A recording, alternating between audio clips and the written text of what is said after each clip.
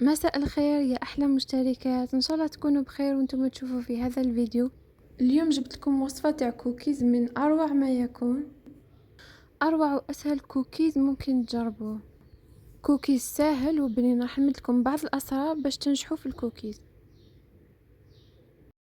وفي هذه الوصفه نحتاجو 60 غرام كاكاو، 100 غرام سكر بني او سكر عادي، 50 غرام زيت، وزوج حبات بيض، ملعقه لافاني، 120 غرام فرينه، ورشه ملح. نبدأ مباشرة في طريقة التحضير. حطيت الكاكاو بعد ما غربلته، نزيد له السكر وملعقة لافاني، ونزيد 60 غرام زيت ورشة ملح، ونزيد زوج حبات بيض، ونخلط كامل المكونات بالخلاط الكهربائي. من بين أسرار الكوكيز تخلطي مليح السكر والبيض، ومن الأحسن تستعملي الخلاط الكهربائي، وطبعا رشة الملح ضرورية. ومن بعد نزيد كمية الفرينة اللي هي 120 غرام.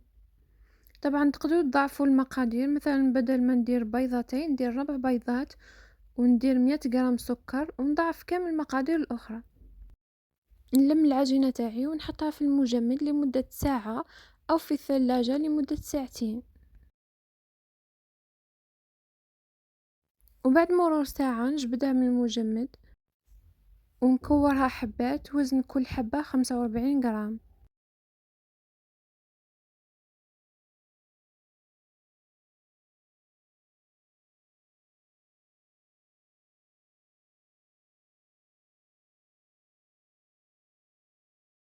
ومن بعد نجيب بلاطو فيه سكر ناعم، نرمد فيه كامل الحبات، نبسطهم غير شوية ونحطهم في البلاطو اللي راح نطيب فيه. والسر باش ما يجينيش يابس، ما نخليش يطول في الفور. نطيبه من الفوق ربع ساعة، ومن تحت ربع ساعة فقط على 170 درجة. وانتم لكن حبيتوا الحبة تجيكم مسطحة وهابطة كيما الكوكيز العادي، زيدوا بسطوها اكثر من هكا.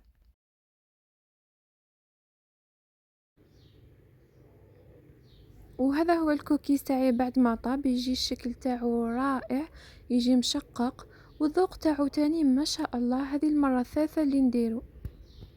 ان شاء الله تكون عجبتكم الوصفة تاع اليوم. تلاقاو في فيديو اخر، في امان الله.